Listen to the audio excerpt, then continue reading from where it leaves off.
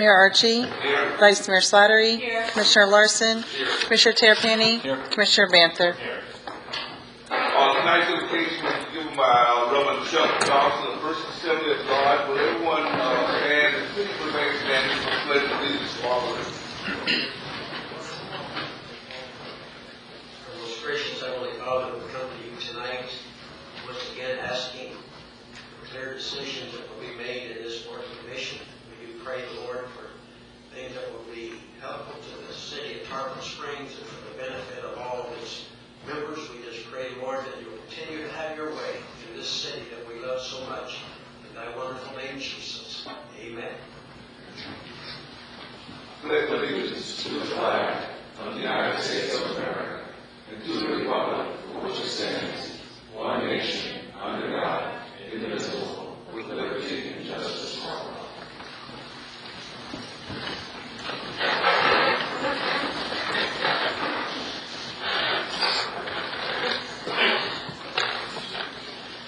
We will now go to public comments on the items that will not be discussed this evening. If you have something, please come state your name and address for the record. My name is Lauren Bell. I live on 914 Terrace, Tarpon Springs. I think we should fund the Tarpon Historical Society. There's a lot of history there, and I think it would really get some of the people there to kind of get moving on that. I think so many people won't even know how this place used to be, or even was this. Thank you. Thank you. We'll take that into consideration.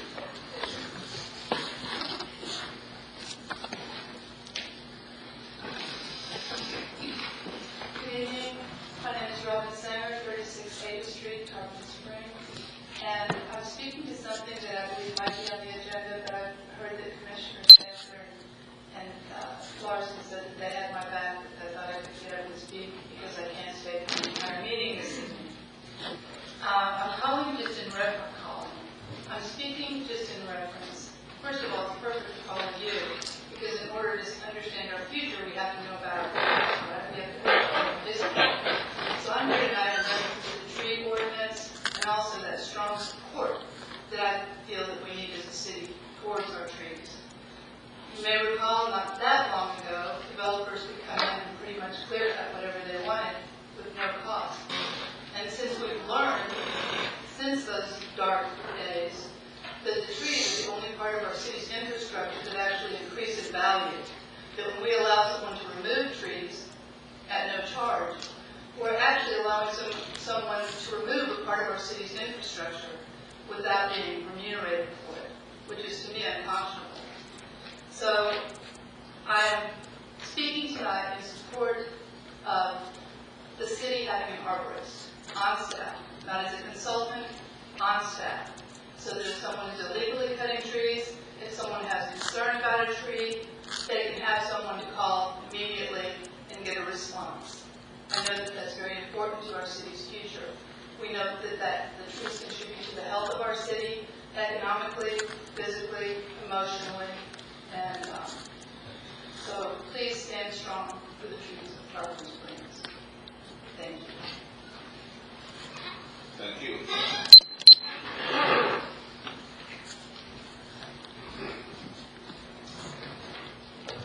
My name is George Levy. I actually think I'm being presented for beautification of my site. I'm a new Tarpon resident, so I purchased a home here about a year and a half ago. And I invested in the plaza that's on 19. And I'm just here to hopefully discuss quickly your permitting process. I mean, it's a pretty painful process. I'm sure you've heard this over and over again. And I can't sit here and demand or request you add staff, because people are great. I love working with them. But instead of a beautification award that I put on my property, I really show your support for the investors is to at least evaluate the processes. I mean, I'm not an experienced developer, but I'm told if you go to Clearwater, if you go to Pinellas County, they actually have some creative permitting where you have demolition permitting, so you can at least get started in that area. or they have pre-permitting. I don't even know what it means, but I like how it sounds, because today, the only thing that's changed in the last 6 months is there's now a clear sign on Lonnie Brady's desk that says, be prepared for 5+ weeks. Well, 5+ weeks plus 3+ months to build out.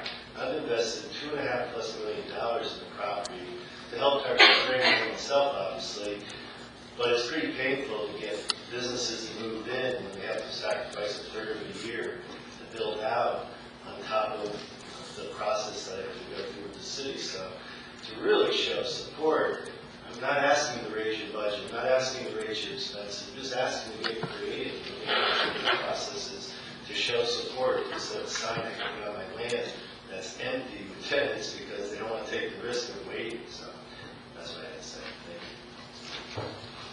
Thank you, and hopefully we'll be doing something this evening that might help the process. Thank you. Any other items? Seeing none, then we will, yes ma'am. You might have to pull that mic down a little bit there.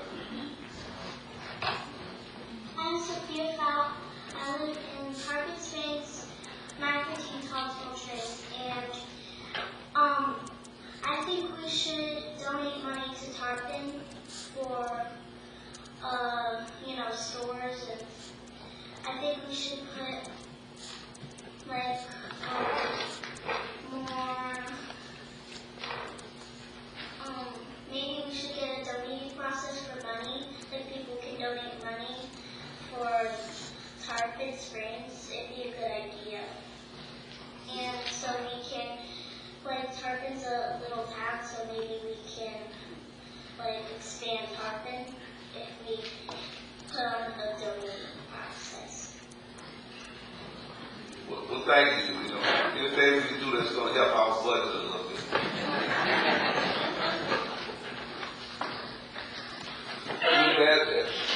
There is no one else. We'll go to presentations, and the first one is the People Rattler Museum, and you want to lead us off with that, sir? Sure. So a number of months ago, the Leeper Radner Museum was accredited with accreditation for the museum, and there was a process for that, and I felt that sitting on the board and being aware that the museum was successful in the accreditation process, that the city of Tarpon Springs should recognize the museum and the achievement. I personally feel that the museum in itself is one of the biggest and best resources that's available to the community and to its residents. Not only the museum, but the college as a whole. I think that a lot of times that goes overlooked. So anytime that we can help support our resources and prop them up and say, congratulations, you're doing the right thing, I think that that's something that the city is always looking to do. So tonight, that's what this is about. And we have a plaque for the museum, and I looked at it and I thought, well, this would be nice for me to present to the museum board. And then I looked and I saw where the people who signed it, my name wasn't there, the mayor's name was there. So I'm going to let him give the plaque to the board. But that's what this is about tonight. Thank you. Well, if they put that down, I would have said your name there, but it's still an honor, and we thank you for bringing it forward in terms of us having an opportunity to recognize the museum and its accomplishments for the accreditation is concerned. Hopefully, Anne might have something that she'd like to say. I'm not sure who's going to accept the flag. Yeah. I know it's always the board that's doing all the work, Anne. It's always the board. Thank you, Mayor Archie.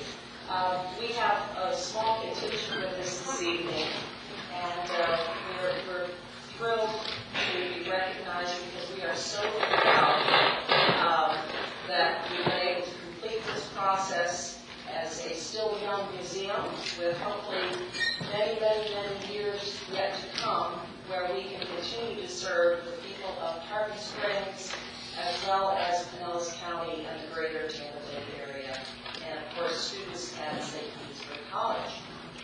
We have so many things planned that we would be doing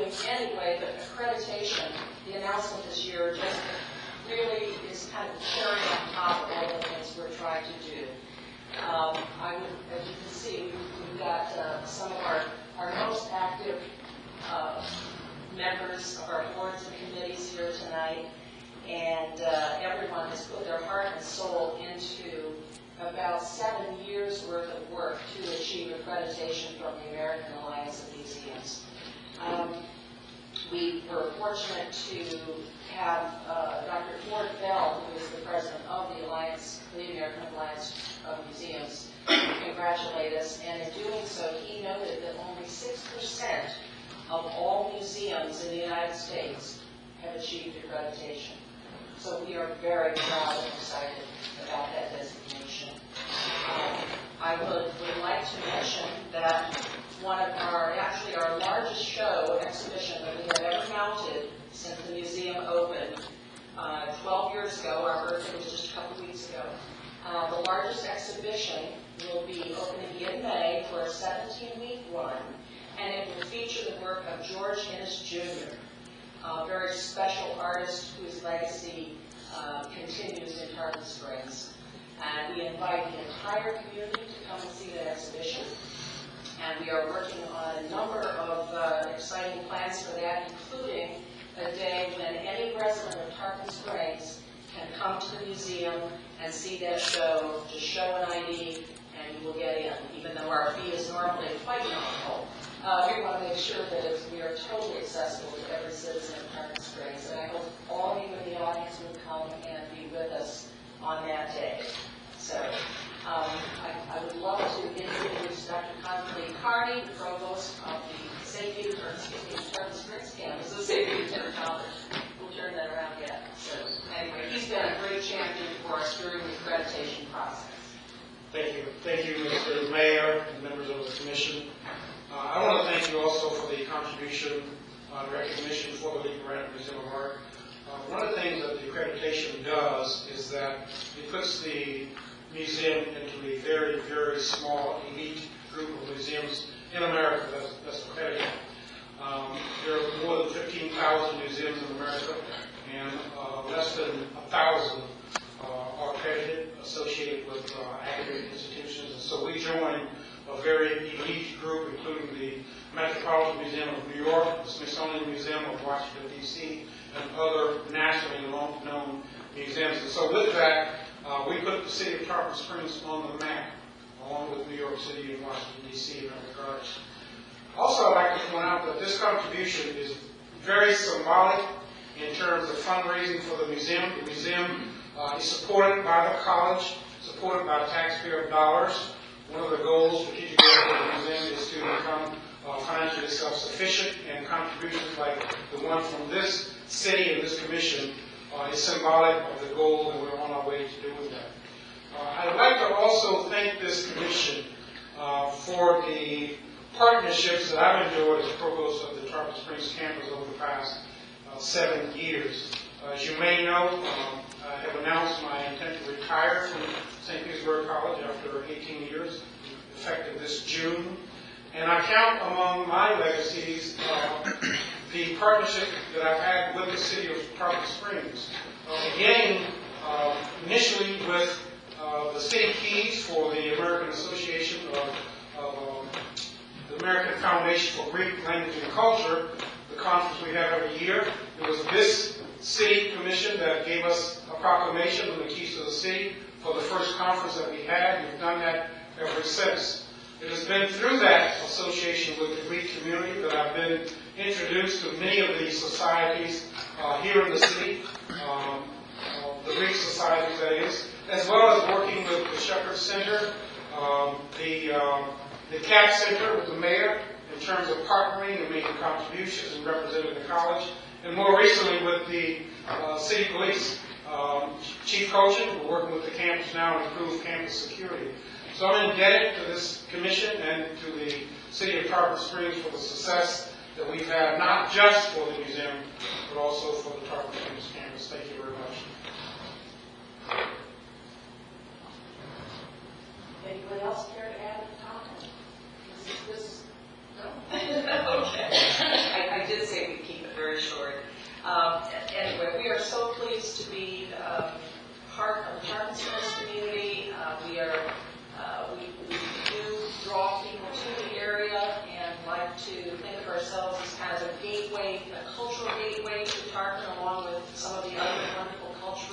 organizations in Tarpon. And again, we look forward to a long and beneficial relationship going forward. So thank you all again for your recognition, and we truly are honored by that. Thank you. Thank you all. Before you go, Commissioner Townsend, Tarpon was alluding to, there is a plaque and a certificate of achievement presented to the Leeper Rattler Museum of Art at St. College for achievement accreditation and national recognition from the American Alliance of Museums, and presented this 18th day of February. And you're all important. I am on. So you love to have you come up, and you could have presented it. I'm not. Well, that's okay. Mayor. This thing I'm talking about. Don't just don't take that from you. You have to play. But we do want to. Well, I got you. Thank you so much. We definitely appreciate it. And she's back. It's a long lens. I have to. You're good. Beautiful. Thank you so much. We'll hang it with great honor. Thank you. Thank you. I have the camera clip the dust so this is as good as it is.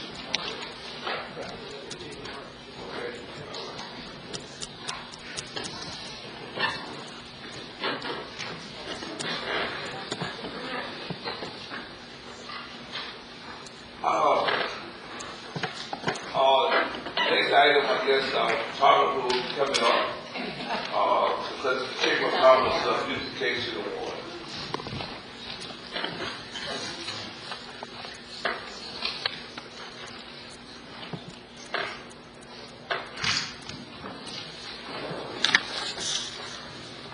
Sue Thomas, President of Tarpon Springs Chamber of Commerce, 111 East Tarpon Avenue. We have been trying to give this award away for how many months? 3, 4, 5. If you have not been on Tarpon Avenue and at Hibiscus lately, you've missed a real treat. They used to refer to Hibiscus as the alley going into the church. Thanks to Sherry, who won't come up here, and Nikki, they have turned that building into a real showpiece. There was a little bit of a challenge from our city manager because Sherry wanted benches and flowers on Hibiscus, and he said, well, until the building is painted and everything's rented, then no benches, no flowers. We have learned one thing: don't ever give Sherry a challenge. There are now benches, there are now flowers, all of the buildings are rented. You have to be thrilled. I'm very happy to see that. This is Nikki. Nikki is the owner of the building. Sherry did all the work, but Nikki had to put in all the money. So that's important. I didn't do anything.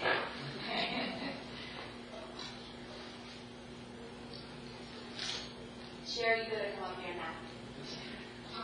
Come on, Sherry.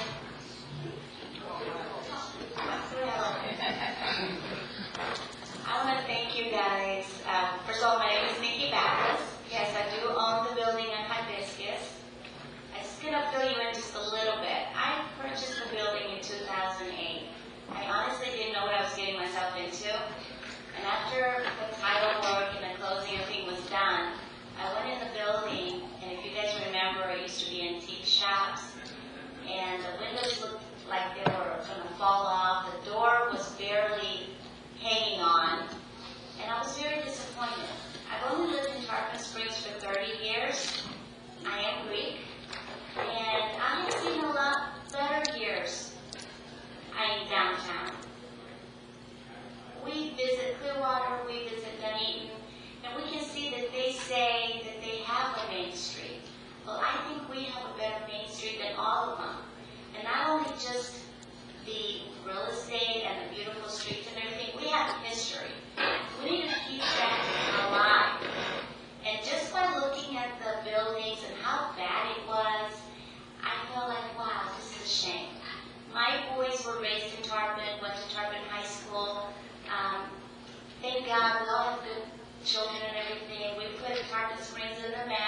Tarpon Springs sponsors and everything.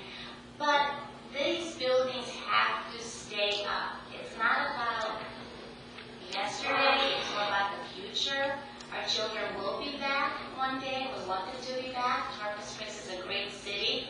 And I want to thank you all for helping me, because I told Sherry earlier, I said, Sherry, all I did was listen. They did all the work. And I just cooperated. I put in a little bit, you guys did a lot, and I'm very grateful and thank you for that, because we have a beautiful corner now that we can look at, full tenant, all types of different shops. Something we can be proud of and see people walk through our streets, where before it was like, oh no, don't go down this way because there's nothing there. Well, now at least they're turning their head, and I'm very happy for that. As an owner of the buildings, if I'm not the owner of the buildings, maybe the next person can do something better than I can, or it's for our children. It's about these little guys in here. It's about this one great city. And thank you. And honestly, this award belongs to Sherry and Maria, because it all started from Maria and Sherry. I couldn't have done it all without you. Thank you.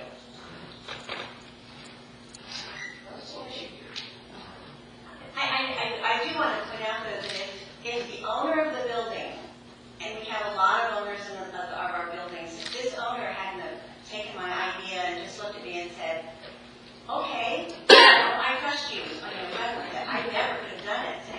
And it is a really big deal. I wish we could encourage, I don't know what the magic trick is, but if you could encourage or come out a little stronger to promote our merchants and the owners of these buildings to do more, then just imagine how it could look if all of them do this.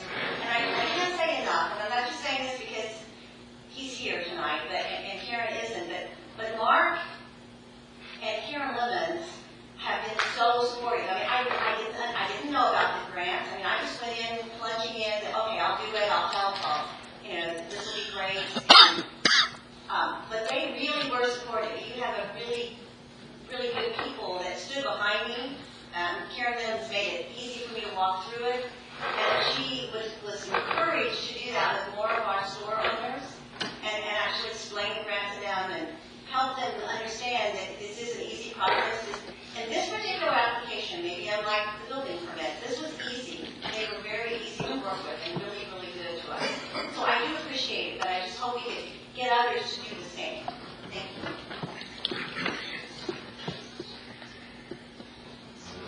And I will mention, for those of you who don't know, in the CRA, we do have matching grants for the city for a lot of the beautification.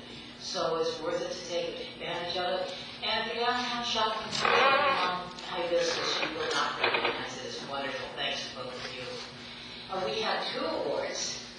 George?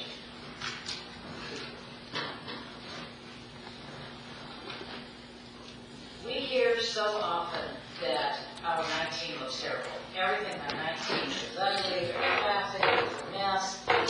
But not all the buildings are. And the job that you have done on changing the look of Tarpon Avenue, 19 in Tarpon Avenue, has been wonderful. And hopefully everybody else will follow what you have done. Because if you have to go to look at the House of Cards, that's where the building is.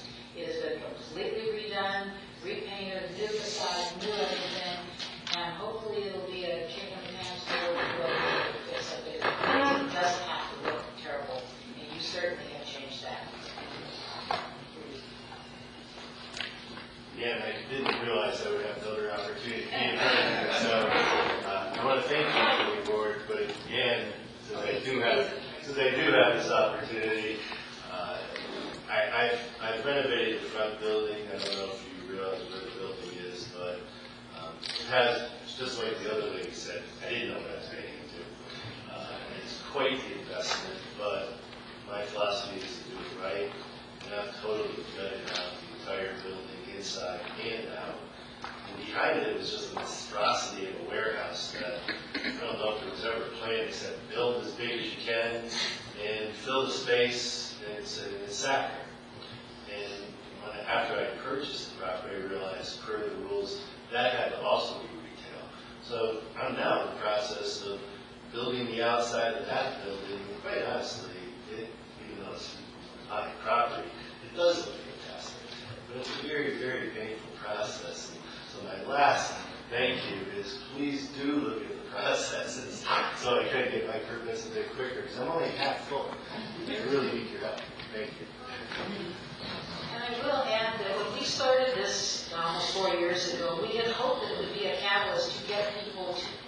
encourage them to fix up their buildings.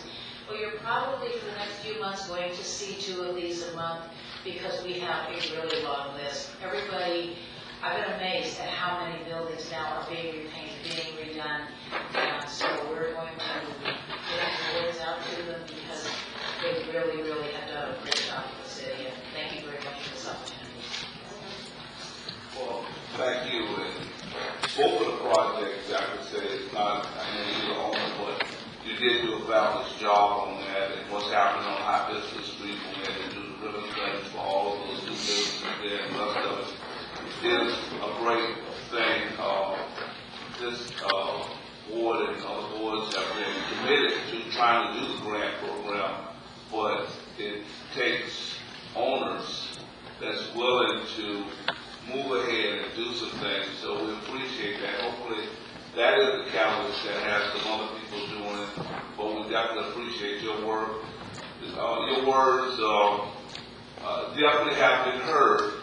And whatever we can do as far as the process and making it a better process, I know this board here is committed, and I know that the city manager is committed to looking at improvement processes because we value the businesses. You know, it's one of the reasons I share with Sue that I go to ribbon cutters because I want every business to know that we value you. Not only when you first cut the ribbon, but we value you in the future because that's what's going to help us as far as keeping our property taxes down for the residents. You know, if we don't have businesses, then somebody's going to have to pay for the services. So we definitely appreciate those comments that you made. Sorry it was so painful, but you did do a great job, and High Business looks fabulous. So we just thank you for that. And so thank you for your help in bringing these forward to us. I don't know if there's any public comments on this item. If not, thank you again, and we'll go to our consent agenda. We have minutes, regular session, October 1st, October 15th, November 5th, November 19th, December 3rd, December 17th, January 7th, January 21st, and February 4th, which is 8 through I. We have 4 satisfaction release of liens, attorney fees, Transnet, LLP, invoice number 44709, Thompson Size Gonzalez hearing, PA invoice number 74605, 6 is special event, A is Sunset Beach concert series, Thompson Restoration and Vision, 2014 season. B is New Orleans Brass Band Parade, Tarpon Springs Cultural and Civic Services Department, March 1st. Autos for Autism, Chamber of Commerce, March 8th. Approved salary adjustment for Tarpon Springs Fire Rescue non-union personnel. 8 is the new RFP number 110042-P-CM, audit services. 9 is decreased file number 130094-C-CM, Pinellas County Cooperative Contract number 123-0215-B, KF Road and Landscape Material. Then I would want to like to pull. I just have a quick question. Yes, sir. Or actually, not a question so much as a request. I noticed with item 5A, I noticed there was some activity involving the silver tank lease, and I'm just wondering if we can get an update at some point in the not too distant future in terms of what's going on with that lease. Thank you. Are there any public comments on these items? Chairman, entertain a motion. Move for approval. Second. Roll call. Commissioner Banther? Yes. Commissioner Terrapini? Yes. Commissioner Larson? Yes. Vice Mayor Slattery? Mayor Archie? Yes. Section consent item number 10, change order shoreline restoration project.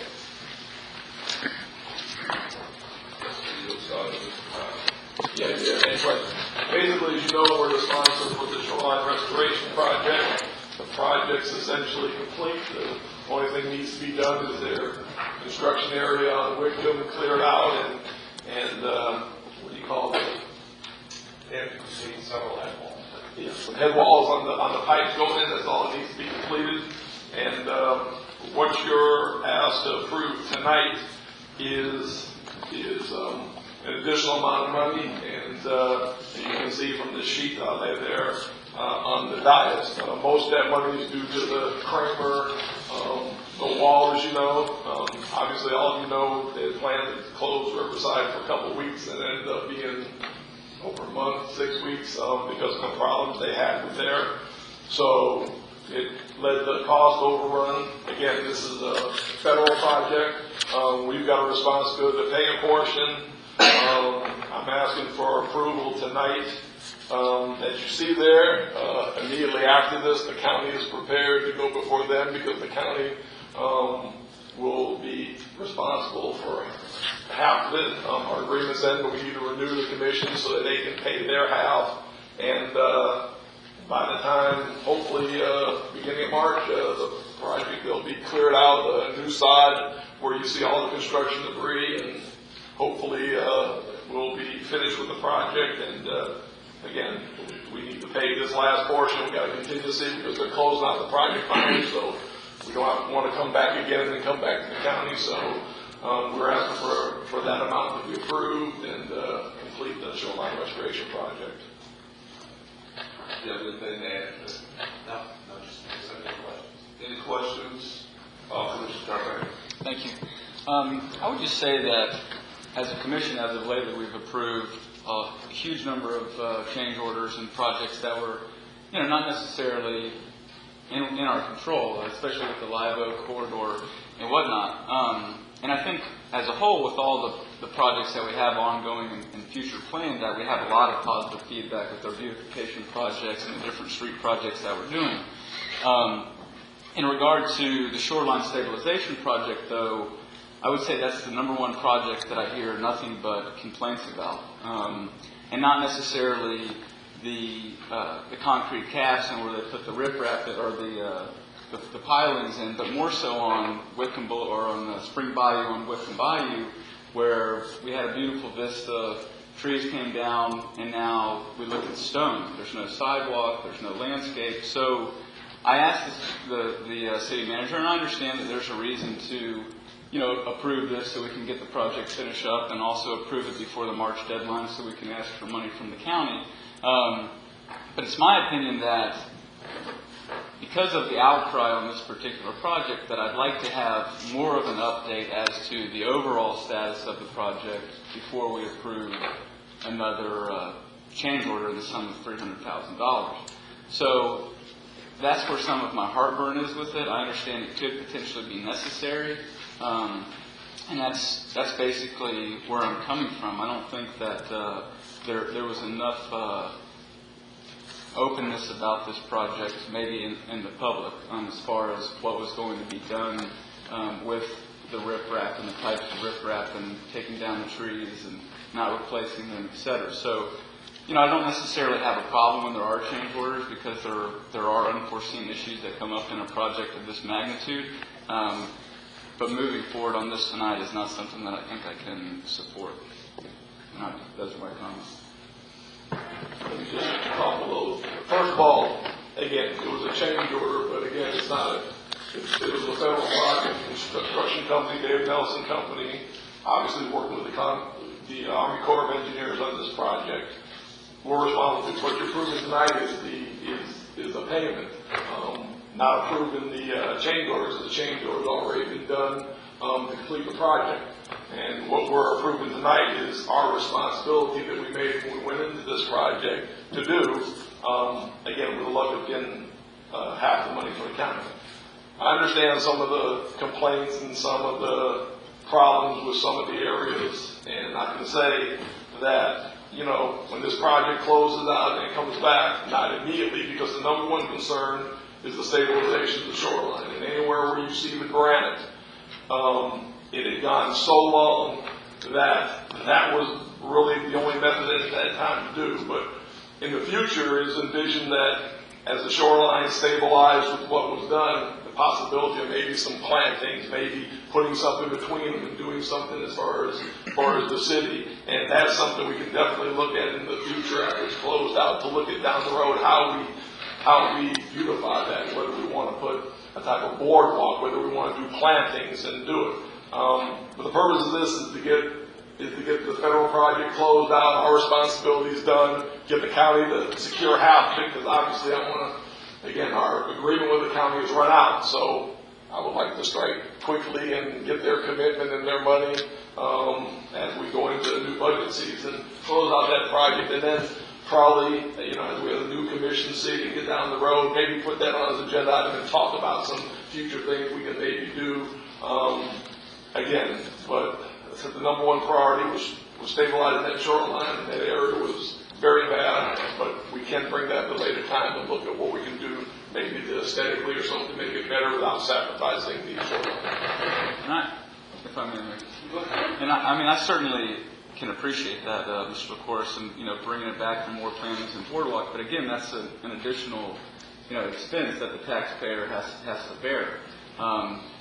So it may not be the time or place to discuss what we can do in the future, but I'll just say that I don't hear any good things. Nobody likes the way this project's turned out, and it's embarrassing to me as a commissioner. So I can't support the change order. Well, and where I'm at right now, I like to try to support you in what you're saying. I'm not sure from the perspective of, the change order that has already happened. There's a cost incurred. We don't pay the cost. How will it help to resolve the issue that there are some concerns as far as how the whole project turned out? If it's one looking at having additional means to talk about that, to talk about, to a great extent, what the city manager alluded to, is to what can happen that would help this project. I'm trying to grasp how not paying the change order, it's not like we're going to be able to utilize that money to do some other things since the money has already been spent for the project, whether it's one where everybody agrees to how it looks aesthetically or not.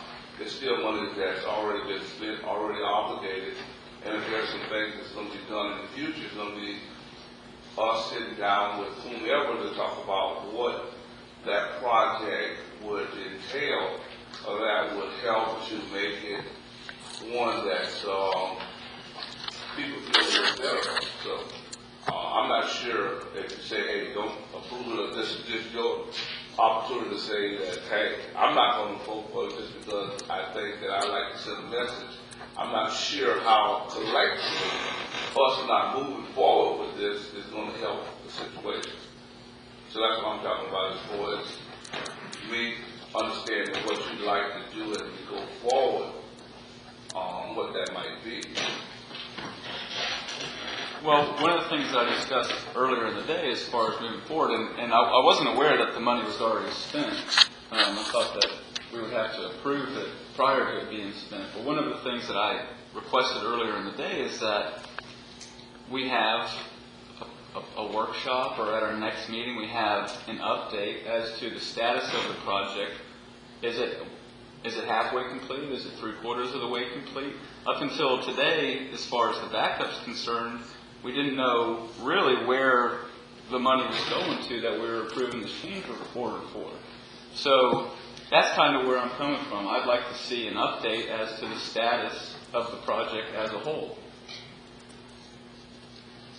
Well, and that's what I'm saying, is that I think that, those two are somewhat independent of each other. It's not like if we don't pay it, we can't get an update. If that's the case, if nobody's going to give us an update, nobody's going to do anything unless we withhold the money. I'm not sure what withholding the money is going to do to get that what you like to have happen. It's really talking to the city manager about how can we get a greater explanation of the project, some of the things that are going into it, talk a little bit more about why some of the things had to happen. If there are some people out there that would like to really talk about it, that do that at a different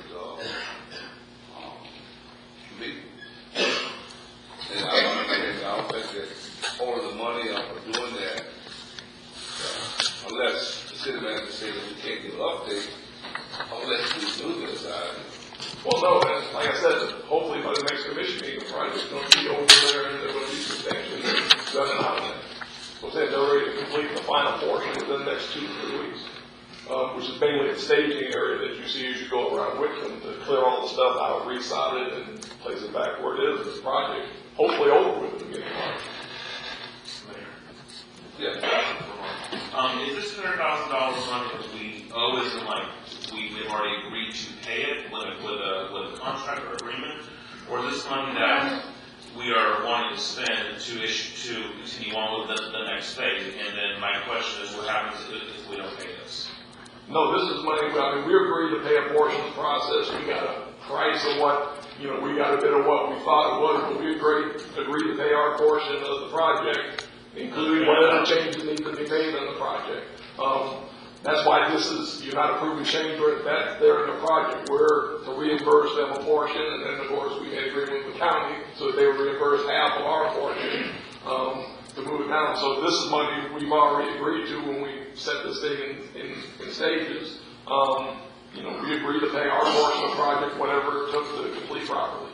And if we don't approve it tonight, what happens? Well, I'd like to know. Well, we're obligated to do it. I guess Obligated in the sense, is in that sense that we agreed that, and again, this happened before I came on, so I think some of my ignorance. Is this a sense that we agree that in these stages we're going to pay these out these funds, and just verbally, and then we did stage 1, we did stage 2, say now we're at stage 3, or is this money that we actually signed a contract that we are going to pay? No, we've got a signed agreement and contract that we'll pay a certain percentage. So if we don't approve this, then you're saying that we're essentially defaulting on something. I would say so. Page 5 of the project partnership agreement is back up to our obligations. We have a contract for so they get out and go responsibility for 35%. So we split that in half, 17.5 and 17.5 with the county. That's a sidebar agreement. We have to deal with the county. We are the local sponsor for the project, so yes, we have a contractual obligation. They're the ones paying and hiring the contractors. We're responsible to pay our portion of the contract costs, full project costs. So my question is, we don't approve this matter, what happens? Just do that. Will we defer, or I'm saying that's going to happen, but just my question. I don't know if that will get even. We don't pay a bill that we owe. And I guess that's what I was trying to get at. Again, I said to excuse my ignorance on this. It's just, I was kind of confused to read this and hear the comments. If we owed this money, like actually the invoice sent to us, or in the agreement, which now I believe it is, what you all say, or this is something that we had been ongoing and we were putting up this money to get the next phase going, that it wasn't mandatory. That was my question. I think you answered it. Just, I assume if we don't pay it, we're, be trying to look court or default or what?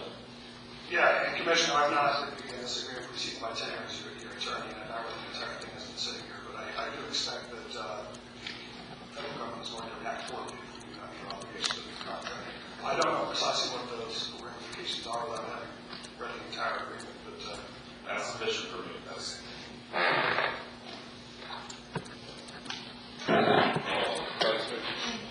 Just a question. So we have to pay the $311,420 change, right? And then do we get half of that back from the county? Is that what you're saying? Well, remember, we've got a contingency in there also. Possibly. What we're asking for tonight is we would send a payment for the $206,001.67 to the Army Corps. The additional dollars bring up to $300,000 for contingency, so as they close out the project, if there are any additional costs, we would have some money in contingency. If there are none, then that money would not be spent. In turn, the county, through an interlocal agreement, would pay one half of $206,000 to us. We usually get that within about 90 days after the interlocal agreement is executed. And then if there were to be some additional fees, which we expect to be anything that would be very minor at this point. Again, we can split that cost. The county is also asking for an additional amount with the contingency, so we only have to do this once, and that would close out the project.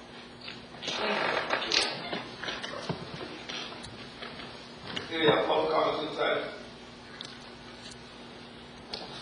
So there's a motion. Motion approved.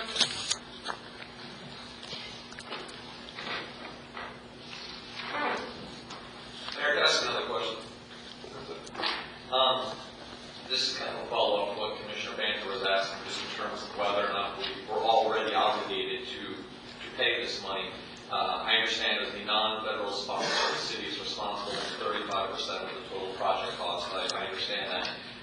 In the memo, it says changes in the project during construction have resulted in the need for additional funds from the city. Okay, I just was wondering if I could have that sentence explained, exactly what the changes were and why that results in additional money. Because I presume the original estimate included a contingency, I presume. The original, I don't have the original estimate in front of me. Go by that. The city manager, did you pass out? Okay. I believe you passed out. This is a document entitled Contract, Tarpon Springs Wickham Consider Value Status of Contract. That's prepared by the contractor working for the Corps. The part that you see under the original contract is the value of the original contract that was awarded. P1 through P6 are the change orders, and they're described for each one of them how much it costs. These are negotiated approved change orders that the Corps has authorized as of the date of this document. This wasn't in our backup, so I appreciate you going through that. So there are essentially one with a no-cost change order, and the other 5 had a cost associated. These are changes that were approved by the Army Corps. Was the city involved with? Yeah, we have site supervisor, Mr. Sherman, who's out there coordinating with, but essentially the contractor does work for the Corps, so they have under the project partnership agreement, they have the contract and administration responsibility. So they approve them under our agreement, we would be responsible for that portion, the 35%. I'll second the motion. Roll call. Commissioner Banther? Yes. Commissioner Terrapini? No. Commissioner Larson? Yes. Vice Mayor Slattery? Yes. Mayor Archie? Yes. Next we go to item 11, authorizing extension of Tarpon Highlands 1 and Tarpon Highlands 2, utility agreement. I'm going to have Paul Smith come up since he's done a lot of the work. This is something that was one of the first items I came up with as city manager back in 2008. It's been going a long time, and hopefully we're close to resolution. Have one of the first things you got on your agenda, still looking at this time, but Paul and the people involved have worked very hard, and I have to just give you a fast overview of where we are, hopefully getting near to completion of this. Paul Smith, Public Services Director, and as the city manager stated, several parties, including the condominium associations, the residents, and the city have been looking forward to a resolution to the utility billing between Tarpon Highlands 1 and Tarpon Highlands 2, which are located within master plan community. It is only with the cooperation of all parties and the guidance of the board of commissioners and the city manager that this could be accomplished. The agreement we have before you is between both condominium associations and the city, and has been reviewed by all parties and the city attorney. And this agreement will provide separate billing for Tarpon Highlands 1 and Tarpon Highlands 2. Also, the latest radio reading meter technology will be utilized for the sub-meter and will simplify city meter reading and billing. And the agreement will have a term of 5 years and will be subject to review by both parties and the city prior to renewal. I'd be glad to answer any questions you might have. I don't really have any questions myself. I can tell you this is probably one of the first things that I had looked at as there in terms of a situation that at one time seemed like it never was going to be resolved. And there was a lot of impasse and how to get it done and the rest of it. So I'm pleased that we're able to get to this point and have something that both sides can agree to, and ultimately the city can get paid for the water.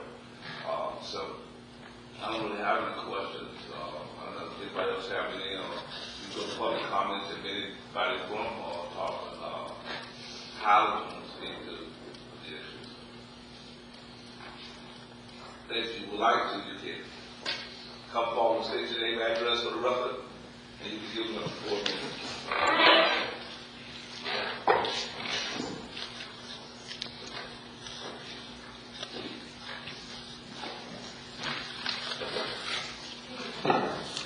I am the newly elected president of Tarpon Highlands 1. My name is Gary Sue Humphreys. Did you hear me? My name is Gary Sue Humphreys.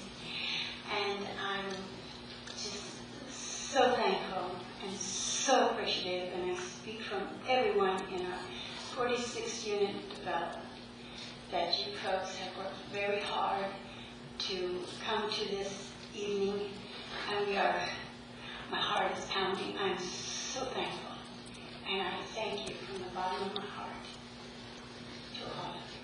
Thank you. Thank you, and thank everybody else that's been involved. I know it's been a process that everybody wish had ended a long time ago, but at least we've gotten to this point tonight. So, there's no other public comment. Move for approval. Roll call. Commissioner Banther? Commissioner Terrapini? Commissioner Larson? Vice Mayor Slattery? Mayor Archie? Yes. We now move to ordinance and resolutions. Item number 12, ordinance 2014-01, vacation dedication of Anglo House. This is central reading. Ordinance 2014-01, ordinance of the City of Tarpon Springs, Florida, vacating and abandoning the drainage utility easement and accepting the dedication of the drainage utility easement of Lot 15 and portion of Lot 16 located in Code Isle subdivision, providing findings, providing for recordation of all records of Pinellas County, providing an effective date. This is the second reading of ordinance 2014-01 by title only. This ordinance was published by title only in the City of the Tampa Bay Times on February 7, 2014. Just for the record, there has been no additional correspondence since first reading. Staff recommendation is obviously to approve on second reading. If you have any questions? Any public comments on this item? Joe, entertain a motion. Move approval. Second. Roll call. Commissioner Banther? Commissioner Terrapini? Commissioner Larson?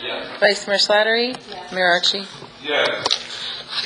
Item number 13 is resolution 2014-02, government service reorganization. Resolution 2014-02, a resolution of the Board of Commissioners of the City of Tarpon Springs, Florida, providing for structural organizational changes to the Development Services Department of the City of Tarpon Springs, approving the recommendation of the City Manager regarding such structural reorganizational changes, and providing for an effective date hereof. It's resolution 2014-02 by title only. When we brought this item before you last month, there was a lot of input.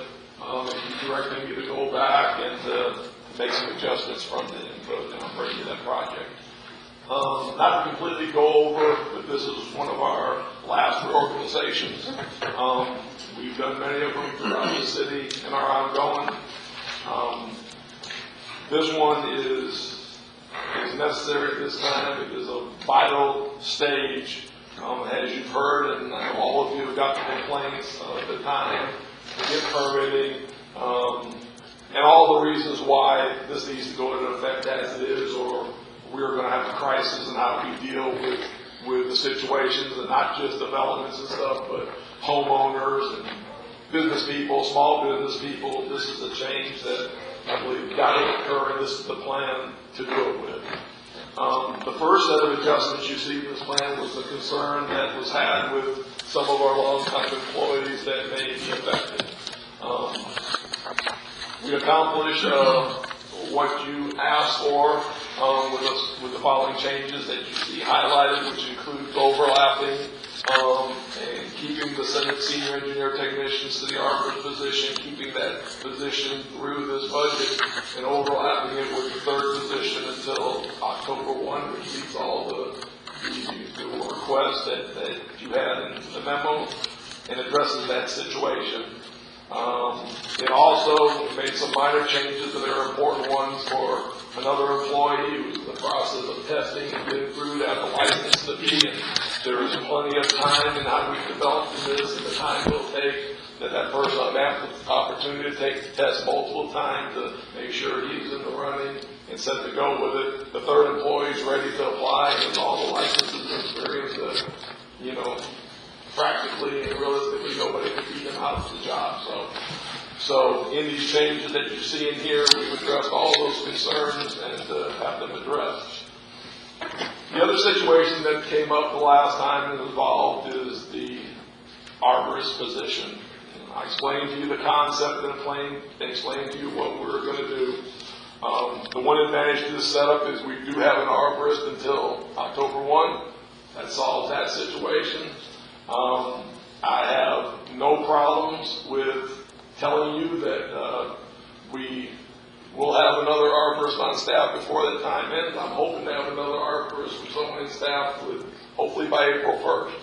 And we will be in the additional process of training some other present employees we have that could possibly fulfill this. I know the thought was to put that criteria in the positions. We did add a clause in there saying if it's possible that if required, that somebody could get one of those positions, get it certified. I've got that in there, but I would trust that you leave it to me to put that arborist. I don't necessarily think that an arborist position should be in one of these three positions. These people will be trained on issues to deal with trees. They're going to get further training on environmental issues, and we're going to have the full team approach and training with those positions to cover all of those stuff. But I don't necessarily think in the organization that may be a place for the arborist position, but we will have the go-to person. We will have somebody here to have that capability to satisfy that point. As I said before, there's going to be no effect on trees, the environment, anything of that. If anything, this approach and the additional training and the additional experience of these people is only going to enhance that. And again, it's my job to carry out the day-to-day functions of the city and obviously carry out what I tell you in a public meeting on the record to do. And I have all the faith that I can do that with this setup, and we can begin the process of speeding up the inspection process for all and move towards changes so we don't have the continuous complaints and the holdups of individual homeowners and projects with a staff that has more licenses and experience. So I think we've covered just about everything in here that you wanted, and bring it back to you for approval and to move forward on. Yes, sir. First, I just want to thank you for looking and taking some of the advice of what came out the last time we had a chance to meet in terms of making those changes. One of the things is I don't mind supporting you in terms of where that office is because we have the flexibility of having one of those people if necessary to be there. But I do think that the changes that have been made helps the process. And as we heard tonight, and I've been here and had a chance to experience today, we need to do something for it to be concerned. When you have a businessman coming up talking about $2 million and having to be held up because of commitment to the rest of it, says that we're at a point where there are some things that need to be done. But also, I'm definitely pleased that we can look at our employees for longevity. Individuals know that, we appreciate them not only as workers but as people. So I'm happy that there's some things that have happened that shows I hope all the employees that they're valued. They're valued not just because of them being able to provide some services in the past, but they're valued as people, and what happened to them is of concern to us as a whole. So I'm glad that we was able to work some things out that would be hopefully amenable to everybody. That's it. Mr. Malcolm. Yes, I'm very pleased that Mr. Hay will be on through October. I would hope that, and it's good to know that possibly by April 1st, there would be an internal person, a candidate close to hiring. could have the privilege of being trained by Mr. Hay and his knowledge of the city as far as trees go between April and October. And then maybe perhaps even after Mr. Hayes' retirement, he'd be so kind sometimes to answer questions we have until the arborist positions we have on staff are fully up to speed. And second, my concern is also for those other two employees. The first one I know that I believe is I won't say a shoo-in, but has the credentials needed for this new position, and I'm glad to hear that. And you mentioned the second one is getting trained, but my concern was initially there was a 6-week severance that they say they could not receive the certification they had to have to apply. And I'm glad to see that it's added in, and that's a 6-week minimum, correct? Yes. Because this goes for any employee, but especially in this position where I'm supporting this, I'm still not 100% comfortable with how it's being done, but I'm supporting it tonight. That if we terminate an employee in this manner, that their compensation, their severance matches their years of service. You're talking 10, 15 plus years of service. 6 weeks would not be acceptable. So I'm glad to see that that's built in there as well.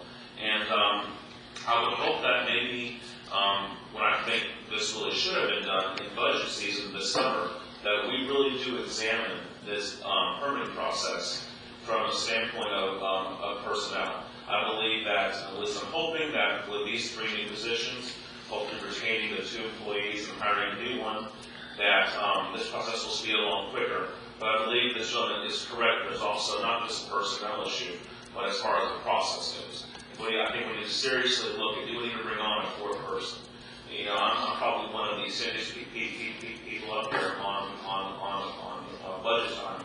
But if it means bringing on somebody else to speed along permits and get companies in here, then I'm all for that. I think during the budget season and during workshops, that's time to do that. And so I hope that we can revisit that then and look at possibly hiring somebody else, a 4th person if needed, and examining our processes. So, but thank you. Thank you. I also appreciate the city manager and staff and the changes that were made from the previous time that we looked at this agenda item. I did have a question or a comment related to page 2 of 3 of the staff report. And this is basically just reiterating something that I said the previous time we looked at this. Mentions to retain senior engineering technician city arborist position until the end of the fiscal year. This enables the incumbent to meet all target dates as requested in this email to the Board of Commissioners. Then it goes on to say 1 or more individuals will be assigned the city arborist function by September 30th, 2014. I am very positive that we're going to continue to have the current city arborist until that date. From that date forward, I'm concerned by the wording 1 or more individuals. I continue to be able to believe that we need to have an actual city arborist, and that doesn't need to be their entire position, but I think there needs to be one person who we know, oh, that's the city arborist. When we have somebody that needs to do a site visit or whatever the case may be, I think there needs to be one person that is the city arborist. I mentioned that previously, and I continue to believe that that's important. And I think it's very positive that this report mentions that we may actually have more than one person ultimately who would have the credentials to be a city arborist. I think that's a very good thing, and I appreciate that. But I still maintain my belief that it's important that we also have like a point person, somebody that's in charge of being the city arborist. That's my belief. Related to that, I know as the city manager mentioned in the job description, it talks about as a preferred certification, the ability to obtain the credential as a certified arborist within 1 year, if required. And I was wondering what that means, if required by this board, or what did it mean in that job description where it says if required, it's preferred they have the ability to get that certification. Again, that was basically put in from the input from the commission. Let me go back because it goes into your first thing. Why I say 1 or more is obviously we've been in a position for how long that if Mr. Hay would decide to leave whenever during the past 5 years, we would be in a situation where we have no arborists. Why I want multiple ones, not only because the more knowledge they have, the more ones we have with the training and stuff on, the better and stuff, but it's still considered that 1 would be the point 1. I mean, 1 would be designated the point 1, but I would want other on staff not only for backup when the person's gone, if somebody leaves, you never want to be with one on staff. So I would like to have 2 or 3 on staff, and that covers any contingency, anybody going out a long time for illness, somebody leaving suddenly. That's why I want more. If under circumstances, I couldn't from the present force, achieve that, and it was needed to require one of those people, that's why that was added in there, so we could designate one of them to, if I didn't meet the requirement, in other words, just was more assurances to you, that if I don't have that in place, then I can require one of those people to have that. But I fully plan on having that in place by then and not able to use that, because I don't necessarily think, especially depending how the personnel goes in there to encompass. I'm not so sure those 3 positions or where that arborist function should be. With all the plans and reviews, you want more of a hands-on with trees. So I think just like the present arborist position was placed with the proper person in the organization, that I need to put it in a place in the organization proper, and it might not be in these 3. But if it is in the future, then we put that requirement in kind of to give that comfort level that I could require that if I wanted to. But I don't think I'm going to use it. It was just more of a comfort level for you to add that in there. So, just for clarification, to make sure I understand what you're saying, it is your plan that there would be one point person. One person would be the point person as a city arborist. And in fact, it would even be part of their title. City arborist. It could be, just like this one. I had forgotten until I was shown it, but I'm actually the one who wrote the document and the change to place the arborist position into the position that it's in now. And it was a placement in there, so it could be technically the same way. I did it, I think, in 2006, which I didn't remember, until I looked at the document.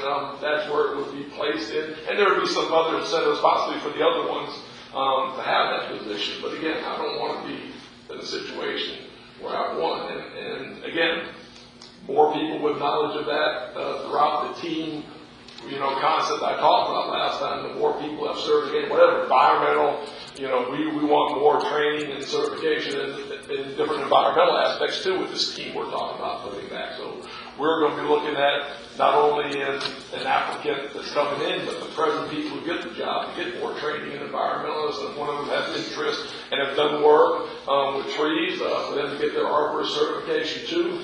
That's fine. The more in the organization, the merrier for both environmental and arborist type functions. So that's the game plan to sustain and be prepared in the future, not be in a situation where that wouldn't exist. And besides the importance last month of that, I want to make sure the ability is there and carry it out and have the backup plans for the contingencies that that sometimes happens in life.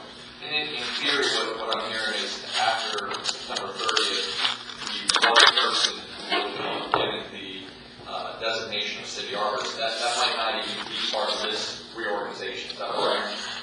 I guess then a follow-up question I would have, and maybe it doesn't need to be dealt with tonight, but maybe at some point in the near future, I wonder if we could, in some form, put in writing that we will always have a city arborist in Tarpon Springs. Because if we're not doing that as part of this reorganization, I still think it's very important that we put in writing that, we believe this is important. We will have a city arborist. I would hate for, at some point after September 30th, 2014, maybe 50 years from now, whatever it may be, when another sitting here, for us to not have a city arborist at that point. I think it's important that we make that a position we value in the city. You made it clear to me last month, so that's fine. And we can do that. Thank you. One thing that I say is this, is that, a lot of what we're talking about is a testament to Mr. Hay. Because the position is one that he held, and, we're talking about 2006, and he was still a lot longer than 2006, it was because of him and what he did as an individual. And that's why I support some of the things that city manager talked about, is that to get the right person that has a love for doing it means as much as the talent they might carry along with that. And because he's the person that everybody care about the trees. He's the first person everybody would think about. Not that they thought about him as what his talent was, besides thinking that he was the opposite. They thought about what he would do, which transcends which person has the towel. It's trying to get the right person to be able to be that advocate and do the things that we need to do. And it's definitely always better to have more than one. I know that even Mr. Hay, dedicated employee, will have to take some vacation time. He would have to go somewhere. He might even got sick one day. Who would be taking that position when that person is out? So, whatever we do, I hope that we don't get locked in that it has to be on the list or it just won't be effective, because I think that it was effective not because of where it was placed. It was effective because of the person that was doing it. So, with that, Mike. Thank you. And I have to agree with the mayor. It was effective because of the person that was doing it. And Mr. Hagel, your shoes will be hard to fill once you are gone, and with all your knowledge. So hopefully you can train somebody as best you can while you're still here. And I just want to thank the city manager and staff for listening to our concerns.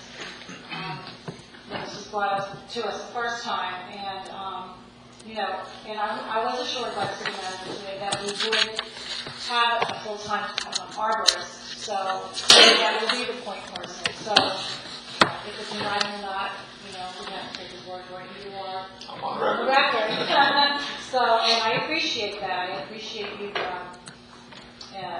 listening again to all the concerns. And yes, again, we are in need of helping that department, and I'm glad, and I hope that both of those, and it seems like it will, both the other employees will be able to keep their positions, because it's important that we take care of our personnel.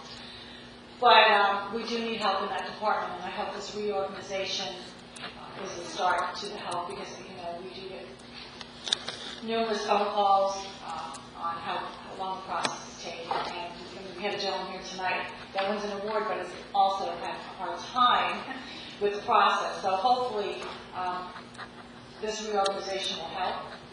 And again, I want to thank you, Mr. Hayes.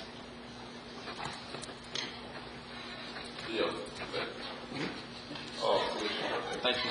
I would just say that I'm pleased with the way this has been brought back to us, as much as I think it was evident this commission. The last time we talked about it wasn't pleased, and I'll say that no matter what anybody says about you, Mr. LaForest, you're a great listener. You have a way of listening to the commission, hearing what they have to say, and implementing it. So I think that's what you've done when you brought this back to us tonight. I think you covered 99.9% of what the commission had to say the last time we discussed this.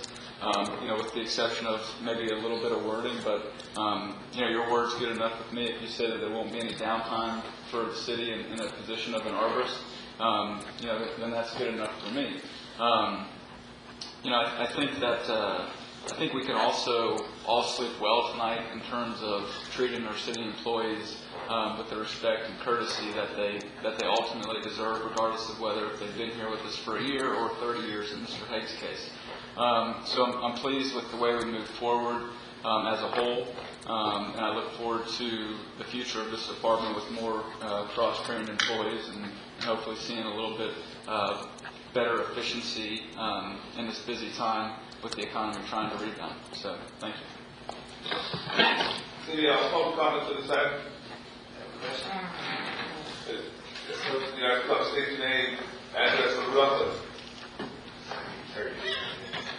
Probably the only George that's not reading Tarpon Springs, but my name is George Levy.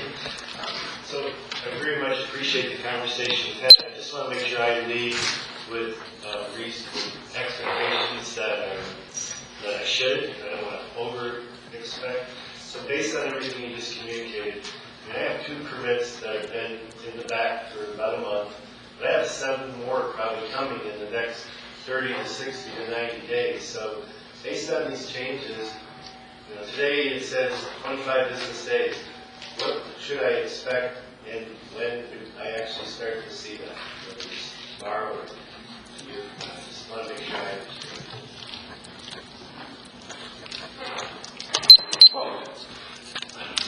Hopefully so. I don't know if I can get that on. Obviously, we've got to put the job description out and do the hiring and get them on staff, but believe me, as fast as humanly possible to to do that, hopefully we'll see some changes to move those along and stuff, so just depending on the process. Do we have to wait till the next meetings to look at the processes? Well, as you said, I know you do it on, once you sit down, but I think this, that what's happening, because it's not going to be a question and answer type of period. It's a chance for you to make some comments. We appreciate the thing, but the process that we're talking about right now, I don't think is what you would like to have eventually. And that's a change in the way that some things are being done. What we're talking about is bringing more people on, which should cut the time down. But until those people come on board, which, right now, it's been us approving this, going out in terms of advertising, then get those people on. But what I'm trying to guarantee is this: once they come on, your wait time for any future permits should be less. How much less, I can't really tell you right now. It's not my purview. I'm here as far as policy is concerned. I understand what you're saying. Some of the questions that you might have, what I would suggest is maybe try to set up a meeting with the city manager or Mr. DePasqua, and then some of those personal things, some of the problems that you might have had, maybe get these worked out so that you have a greater satisfaction that you're being heard. But this is the first process in terms of trying to bring more people on board that would help to expedite the process.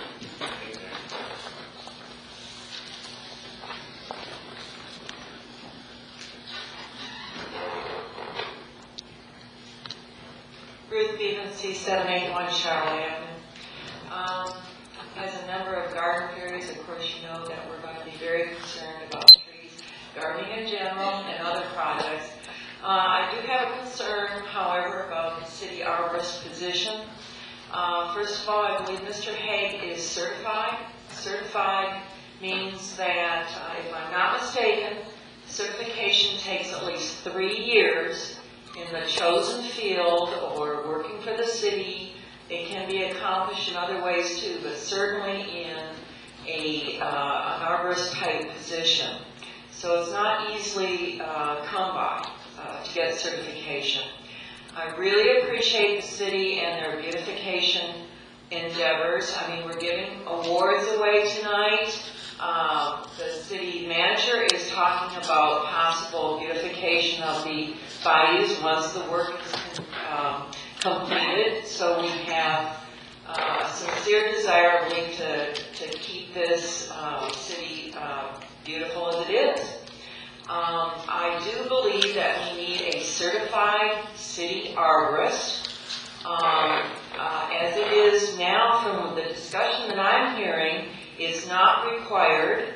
It's suggested. It is not part of a job description as of October 1st, and that concerns me because we may have several people that are interested. I know the city manager is concerned about this. He wants to have 2 or 3 people that can do this work, and that's wonderful.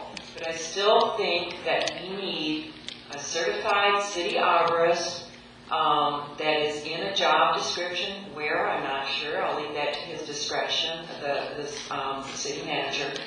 But it needs to be written down. I think if it's not, it can be lost. And even though there's good intentions, it may not be carried out. Thank you very much.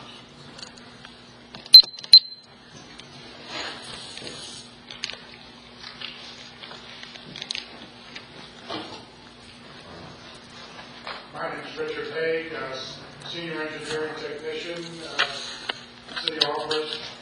I've been employed with the city for 30 years. When this resolution was first heard, I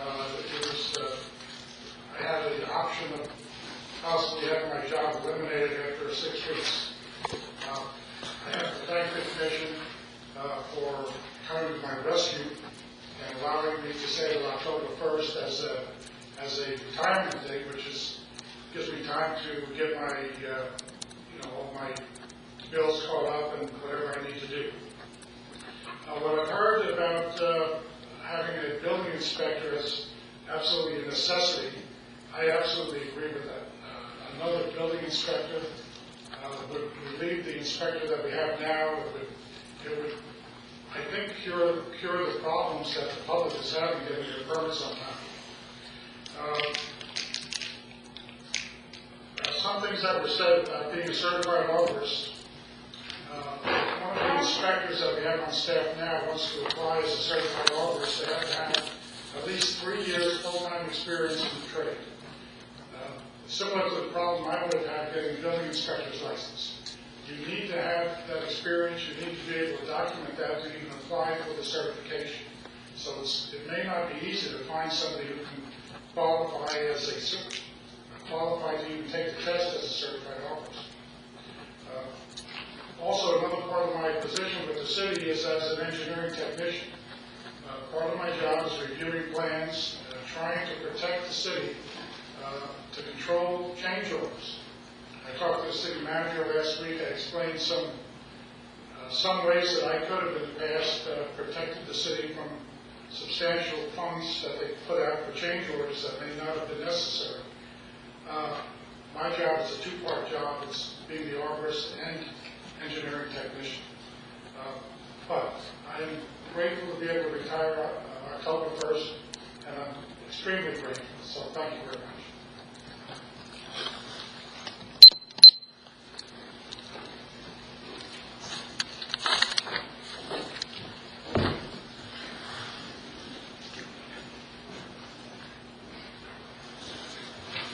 First, for Bounty 1602 Long Beach Boulevard, Tarpon Springs 34689. Commissioner Larson, the last time you really held the ground about the preferred versus required on the application for employment. And that made a lot of sense. If you vote to pass this today, according to the math, 3 years, you're going to have another arborist. How could that be? How, if they have to serve for 3 years in the field, by October that's not 3 years. So it seems like the position will be eliminated unless you hire somebody who already has that. So the position that you're voting on tonight says preferred, not required. But we know that they don't have it, right? So you can prefer it all you like, but if the people that are applying for the job don't have it, then how are we getting an arborist? That's the complication here. And I trust Mark to take him at his word too. But if the math doesn't add up, how are we getting an arborist? Anybody understand this? It's very important. And I think that former Commissioner Galactus, the last time he spoke, made perfect sense that we really need an expert in environmental field across the board for all of those things. Hydrologist, wetlands expert. So it just got a little complicated there, Jeff, when you were talking to the city manager a moment ago. It seemed like, yes, you were there, and then all of a sudden, these positions are not that anymore. So that's what needs to be clarified. Exactly how do we get that without any lapse? And like you said, put it in writing. So that there's no way that it could get screwed up. So we all know.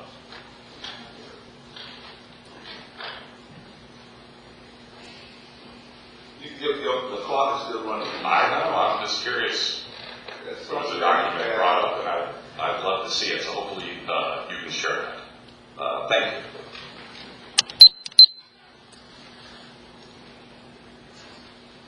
Mayor Archie, Ma'am, I know you've been here a couple of times, and what I ask is that we don't holler from the floor. You have a chance to speak. Hopefully, as we go through this process, your question might be answered. But this is not the only forum, I tell you, that our city manager's door is always open. And not the same thing just because the camera's on. I believe whatever he tells you here, they say the same thing anywhere, so.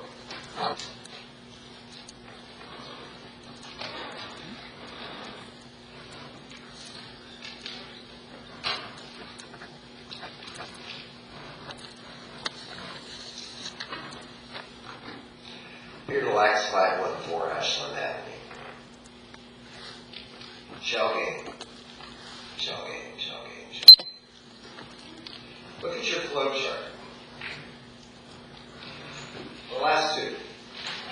You're going from a construction inspector and a construction engineering inspector to a little more politically correct title. Development inspector. But if you go back to your staff report, page 1, it says only licensed inspectors. This includes all construction trades such as building, electrical, gas, mechanical, and plumbing. So their focus, and as this gentleman's needs are, their focus is on the building part, the construction part. We said that last time. We need another inspector? Go ahead and hire one. And to be honest with you, you're probably going to need to hire some more back office staff to support your inspectors. Because that's where a lot of the log jam comes up too. But we haven't heard about that part. But the point I'm trying to make here is a couple of things. One, I value Mr. Hay. And I'm glad that the commission brought the staff to realize how to treat an employee of this magnitude in our city here. But this isn't now about Mr. Hay. This is about, in a sense, continuing his legacy and what Tarpon wants to do. And all this stuff, from what I heard Mr. Hay say he does as a senior engineering technician. I don't see that in the job description of the new positions. Who's going to look at the site plans? Who's going to do all the stuff that his original title was for? All the construction stuff, all that, that's back end. He's front end. We need somebody on the front end. Secondly, I trust Mark. I helped him put you there. But God is our witness. Something can happen to you. We get a new city manager. We get new people in. They don't have the same mindset. When you go to hire these people, your levels for the salaries are in the middle range. You're going to have to pay for an arborist. An arborist certificate, it takes 3 years, and training is, they're going to have to cost you more. And lastly, again, it's important that we find a way to codify that position in the structure. If you want to have 3 inspectors, fine. Somewhere we need to have environmental specialists. As Chris mentioned, hydrology, wetlands, trees. You can incorporate it with your landscaping projects. You can also incorporate and get some money out of the Parks Department if you have them overseeing all the parks. There are ways to do this. And lastly, all of you know that a lot of the problems we have in the Developmental Service Department aren't necessarily the staff doing the inspections and the paperwork. It's a culture there. It's a culture of trying to do the best to help everybody to make it efficient.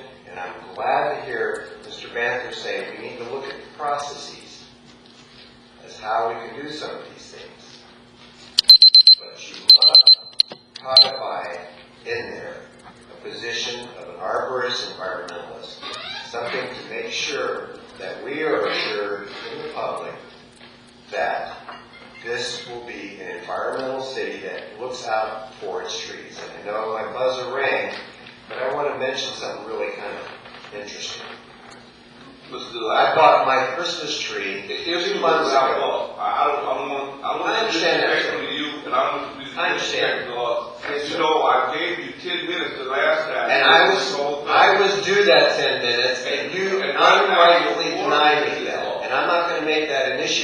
because that's not my issue at this point. But 2 months ago, I bought a Christmas tree. And since then, I've kept it, and I've been watering it, and putting plant food. And you know what? This dead Christmas tree has sprouted new branches. The trees survive. We need someone to protect our trees. Thank you. You know, go ahead, sir. I have a quick. Maybe very more with it. I need South Island Avenue, Tarpon Springs, New Jersey. First of all, thank you all for asking that tonight. But I'm the state licensed general contractor. I live in Tarpon Springs. I'm the largest manufacturer of hurricane protection, largest doors and windows in the state of Florida for one of the largest rental companies. I pull over 500 permits a year, and one of the best things I've ever seen is being able to pull a permit online.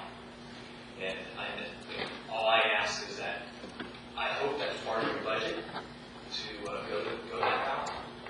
It's been a great thing for my industry when we're working about getting a contractor just permitted. And I know the constraints each department has, financially and personnel, but I can pull 20, 30 permits in a day at many building departments. And most building departments, I can walk in and walk right out with a permit fairly quickly. And it is a challenge when you can't get that quick service. But if it's not a part of your expertise or budget, I would hope that is something that you do look into.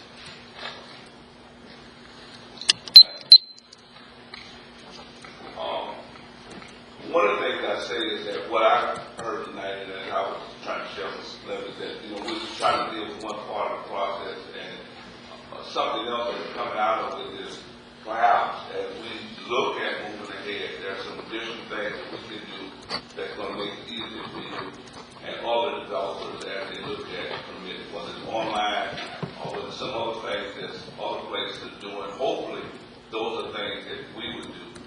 One thing I say is that, I don't want to muddy the water. What you're talking about for the permitting has nothing to do with what we discussed as far as offerings. What seems to happen is because of Mr. Haig's diligence, from the time that he's been in office, and the things that he's done as an office, we now believe that the senior engineering technician or the person that would be the development inspector needs to be at office. I think I've heard the city manager commit that we're going to have office. Where or what other tile, and maybe it might come down to something that Commissioner Bamford talked about, and all of us agree that, hey, it should be budgeted that we hire an office. If he's not able to follow through on what he said, maybe that's what needs to happen. But because of this reorganization, the reorganization primarily is there to try to help the permitting process. And when I hear business people coming up here, I know that we're going to lose business, that we don't do something. So this is one thing that we're doing, and, I'm similar to the city manager. I believe that he would do what he said. And he knows that I'll do what I say. He doesn't. Then we're going to do something else to make what needs to happen. Period. Yes, some of it is a trust factor, but life is that. And like I say, the only reason that we're having a lot of this, and somebody should ask, what happened as far as offers and the rest of that before Mr. Haig decided to pursue some things and to get that certification? I think it showed everybody what can happen if we have one. But him being an arborist and him being senior technician and what it takes to be that, this whole thing is just muddy. There's some people come up, and I just say it right now, I don't mind respecting people, I don't mind giving them additional time, but I don't like people that get up and want to grandstand. They believe that, hey, they have the only opinion, they're the only one, to take everybody's time, that I believe is valuable. So what I'm hoping that happens tonight, and I've heard my colleagues, and I believe the same thing, that we should have arborists. It doesn't have to be in this reorganization. That's the only thing. It doesn't have to be here for us to have an arborist. The city manager said that he's going to make it happen. And I'm looking for him to do it. And I do believe that the people that are sitting around here will say, if you don't do it, we're going to have another discussion about how to get it done. Period. You know, and that's what I believe that should happen. I don't know if there are any other additional comments that anybody would like to make as far as we move forward. But I would hope that we can entertain a motion to approve this organization, deal with this as far as an arborist, to make sure that we do have one and we're able to do the things that we need to do. And hopefully he'll be, I don't want to say the man that was the head, because when you get a temporary employee, when you get somebody else, you only hope that they would follow in their footsteps and be able to do some of the things that they need to do. So with that, yeah, I didn't know if we had the hand up. Yeah, no, I was going to make a comment. Thank you. First of all, I agree that handling the arborist issue could be handled separate from this particular agenda item. I'm hearing that it doesn't need to be part of this reorganization. I can be on board with that and move forward with this agenda item. But I think now would be a good time for me to ask that in the near future that we have a future agenda item where we, I guess, get an update on exactly what the process will be moving forward in order to have a certified arborist. This paper, by the way, the district class will pass me is the ISA certifications candidate application handbook. I've only had it obviously for a couple minutes. It looks like it does require the candidate to have 3 years of some kind of experience, and I'm still trying to understand what does not qualify. So maybe this page could be part of the backup when we have that agenda item so everybody has an opportunity to look at it. But I agree completely with the mayor when we talk about having trust in the city manager. If the city manager says he's going to do it, I absolutely trust that he will. But I do think it's important that we have something in writing so that, someday, 25 years from now, we still have an arborist and that it's very clearly defined what the process is, what the minimum qualifications are for that position. But again, I'm on board with that being separate from this agenda item. I'd like to ask that that be placed on an upcoming agenda. And just let me add, I made the statement before. When I made the statement that I hope to have that person on by April 1st, that was April 1st, 2014, which is hopefully six weeks, whatever it ends up being. That's why I said I hope to. Give myself some time. I even put myself on a limb. I've got to October 1, but I said by April. I know what these requirements are. I read these requirements. I know that person meets all these requirements, or I wouldn't have told you I could get somebody on April 1st. So if everybody believes me, then they know I'm not stupid enough to get up here and say something where people can meet these requirements. So I know that. And I also know we have other people in the city who, if you read the different things you need for the experience, that they can get theirs also. So just to reiterate, I stand by what I said, and hopefully I can bring to the, obviously we're not doing anything April 1st because it's the ceremonial meeting, but maybe by next one I can introduce that person to you if everything goes as I expect it to go. So. Well, I apologize if I wasn't clear with what I was saying. I wasn't asking that you name the next city arbor. That's not what I was saying. I was just asking that we have something in writing in terms of a position that Believe me, I wouldn't plan on naming them because I want to wait till I want to get a full time to see where the best place in the organization. But to assure you that there's another person employed by the city of Tarpon who has that certification, that's why I want to show and serve you.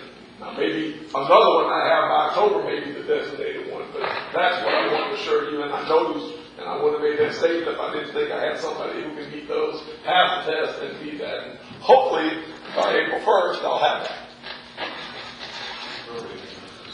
Just a response to what we had those down here, and the point of Commissioner Larson, I think his defense of the environment and issues with trees in the city is far beyond my passion for that, and it really shouldn't be questioned.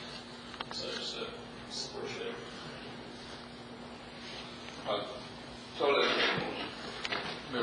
Second. Commissioner Banther? Yes. Commissioner Terrapini? Yes. Commissioner Larson? Yes. Vice Mayor Slattery? Yes. Mayor Archie? Yes. Next we have, Parks and Recreation Board, three, items, one is to affirm removal of board members and appointment board members to confirm the appointment of board members for 2014.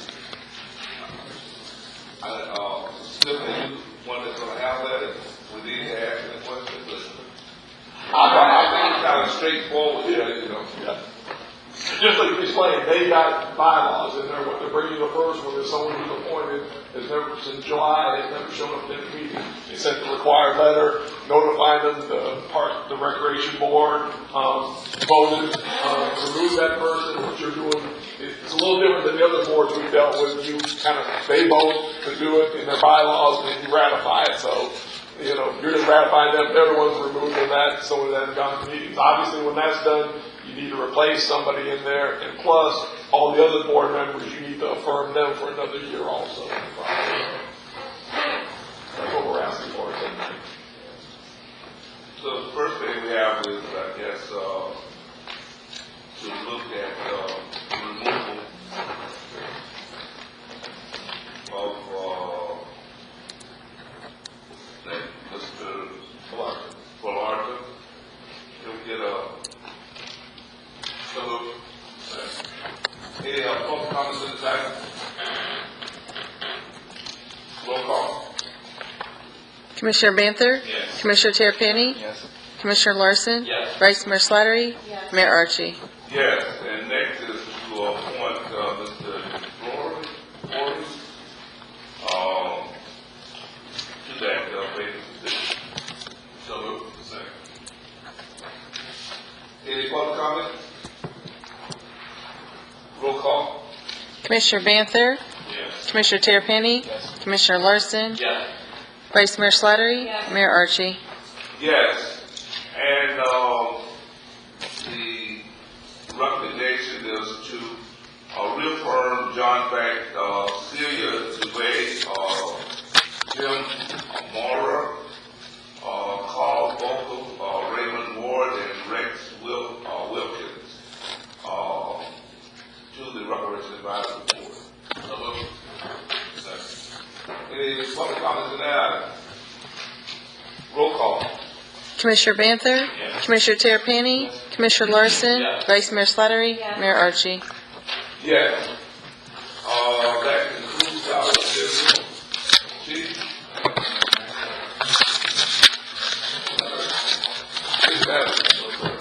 Madam Clerk? No comments. Commissioner Tarpon? Yes, sir. Vice Mayor? Yes, I have a couple comments. This Thursday is Music on the Beach down at Sunset Beach for the first opening day, as we call it.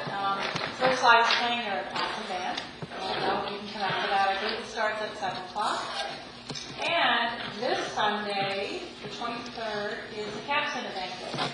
So there's still tickets available, I'm sure. Yes. So, and I'm sure you can see the mayor if you'd like to purchase a ticket. Commissioner Bass? Commissioner Lawson? No.